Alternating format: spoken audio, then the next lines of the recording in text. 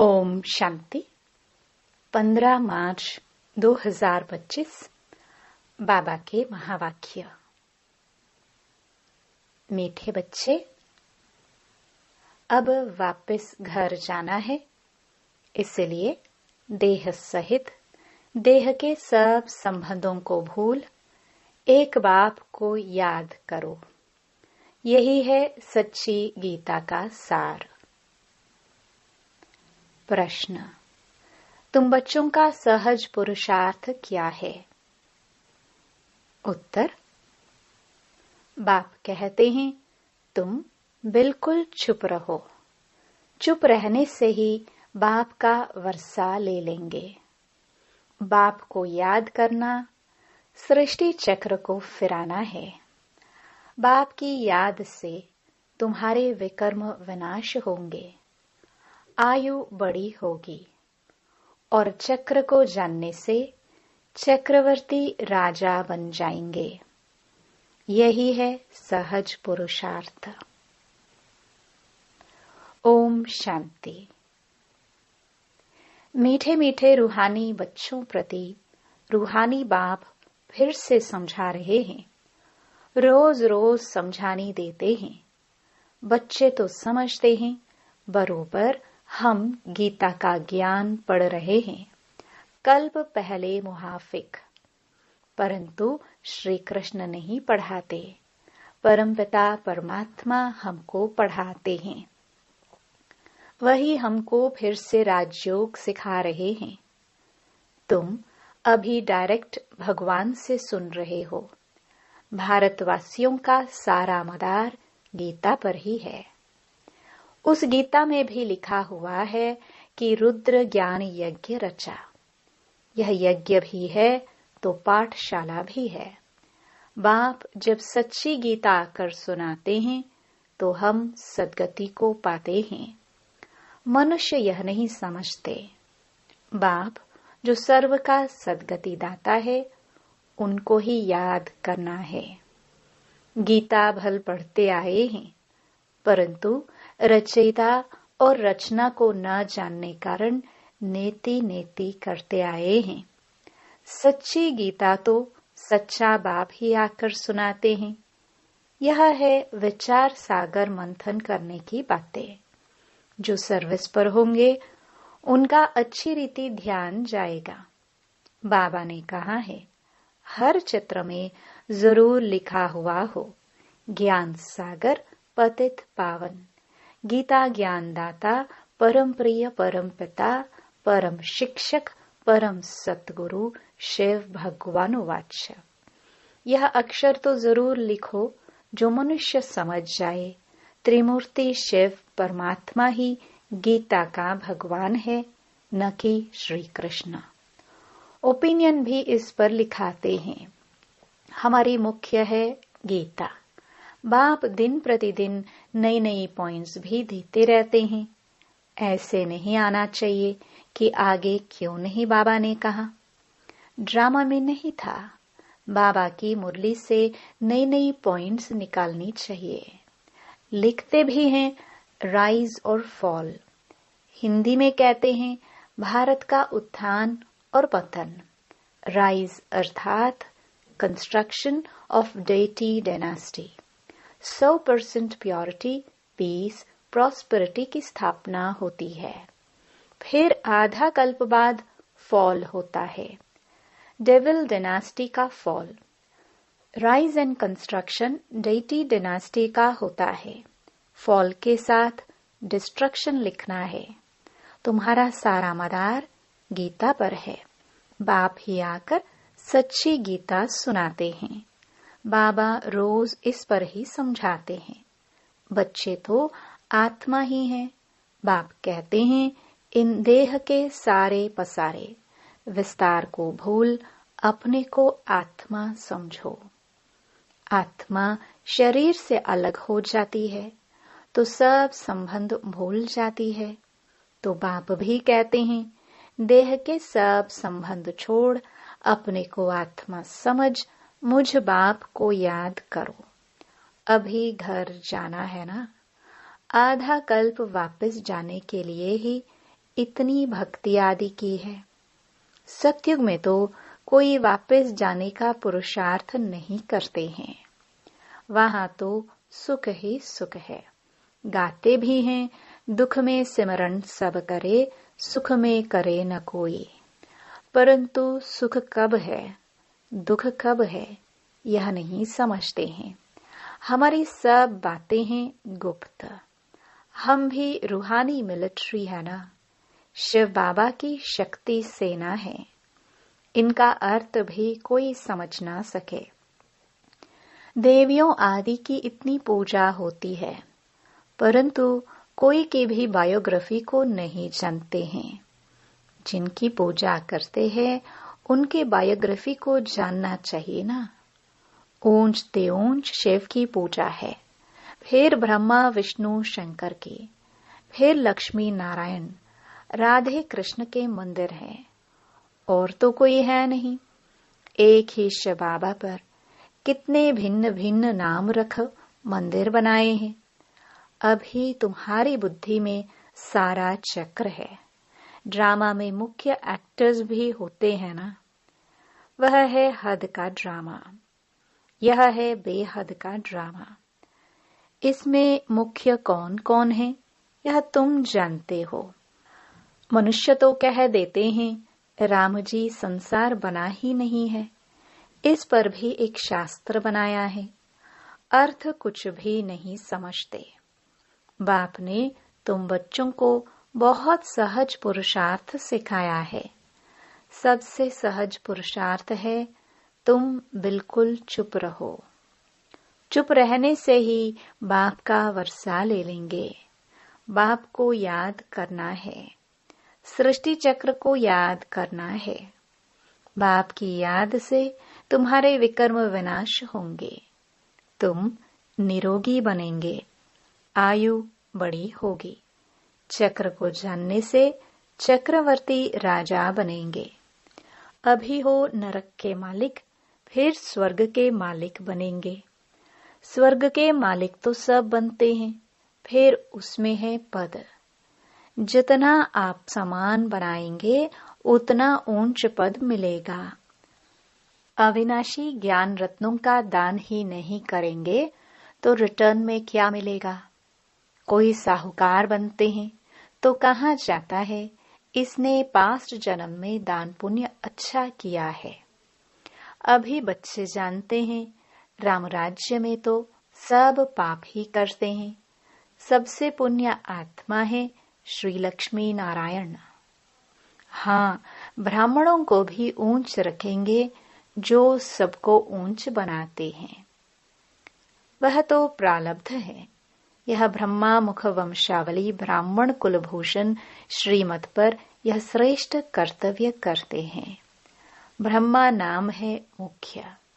त्रिमूर्ति ब्रह्मा कहते हैं ना। अभी तो तुमको हर बात में त्रिमूर्ति शिव कहना पड़े। ब्रह्मा द्वारा स्थापना, शंकर द्वारा विनाश, यह तो गायन है ना। विराट रूप भी बनाते हैं, परंतु उसमें न शिव को दिखाते हैं न ब्राह्मणों को दिखाते हैं। यह भी तुम बच्चों को समझाना है। तुम्हारे में भी यथार्थ रीति मुश्किल कोई के बुद्धि में बैठता है। अतः पॉइंट्स है ना, जिसको टॉपिक्स भी कहते हैं। कितनी टॉपिक्स मिलती है। सच्ची गीता भगवान के द्वारा सुनने से मनुष्य से देवता विश्व के मालिक बन जाते हैं। टॉपिक कितनी अच्छी है, परंतु समझाने का भी अकल चाहिए ना। यह बात क्लियर लिखनी चाहिए, जो मनुष्य समझे और पूछे। कितना सहज है। एक एक ज्ञान की पॉइंट्स लाखों करोड़ों रुपयों के है, जिससे तुम क्या से क्या बन जाते हो। तुम्हारे कदम कदम में पदम है, इसलिए देवताओं को भी पदम का फूल दिखाते हैं। तुम ब्रह्मा मुख वंशावली ब्राह्मणों का नाम ही गुम कर दिया है। वह ब्राह्मण लोग कच्छ में कुर्म गीता लेते हैं। अभी तुम हो सच्चे ब्राह्मण। तुम्हारे कच्छ बुद्धि में है सत्यम। उनके कच्च में है कुरम, तो तुमको नशा चढ़ना चाहिए। हम तो श्रीमत पर स्वर्ग बना रहे हैं, बाप राजयोग सिखला रहे हैं। तुम्हारे पास कोई पुस्तक नहीं है, लेकिन यह सिंपल बैज ही तुम्हारी सच्ची गीता है। इसमें त्रिमूर्ति का भी चित्र है, तो सारी गीता इसमें आ जाती है। सेकंड में सारी गीता समझाई जाती है। इस बैज द्वारा तुम सेकंड में किसको भी समझा सकते हो। यह तुम्हारा बाप है। इनको याद करने से तुम्हारे पाप विनाश होंगे। ट्रेन में जाते चलते फिरते कोई भी मिले, तुम उनको अच्छी रीति समझाओ। कृष्णपुरी में तो सब जाना चाहते हैं ना। इस पढ़ाई से यह बन सकते हैं। पढ़ाई से राजाई स्थापन होती है, और धर्म स्थापक कोई राजाई नहीं स्थापन करते। तुम जानते हो, हम राजयोग सीखते हैं भविष्य 21 जन्म के लिए। कितनी अच्छी पढ़ाई है। सिर्फ रोज 1 घंटा पढ़ो, बस। वह पढ़ाई तो 4-5 घंटे के लिए होती है। यह 1 घंटा भी बस है। सो भी सवेरे का टाइम ऐसा है जो सबको फ्री है। बाकी कोई बांधेले आदि हैं, सवेरे नहीं आ सकते हैं, तो और टाइम रखे हैं। बैज लगा हुआ हो, कहाँ भी जाओ यह पैगाम देते जाओ। अखबारों में तो बैज डाल नहीं सकते हैं, एक तरफ का डाल सकेंगे। मनुष्य ऐसे तो समझ भी नहीं सकेंगे सिवाय समझाने।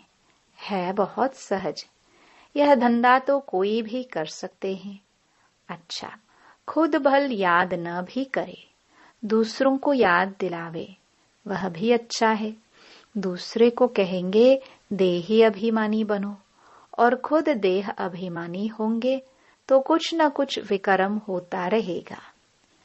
पहले पहले तूफान आते हैं मनसा में, फिर कर्मणा में आते हैं। मनसा में बहुत आएंगे, उस पर फिर बुद्धि से काम लेना है। बुरा काम कभी नहीं करना है, अच्छा कर्म करना है। संकल्प अच्छे होते हैं, बुरे भी आते हैं। बुरे को रोकना चाहिए।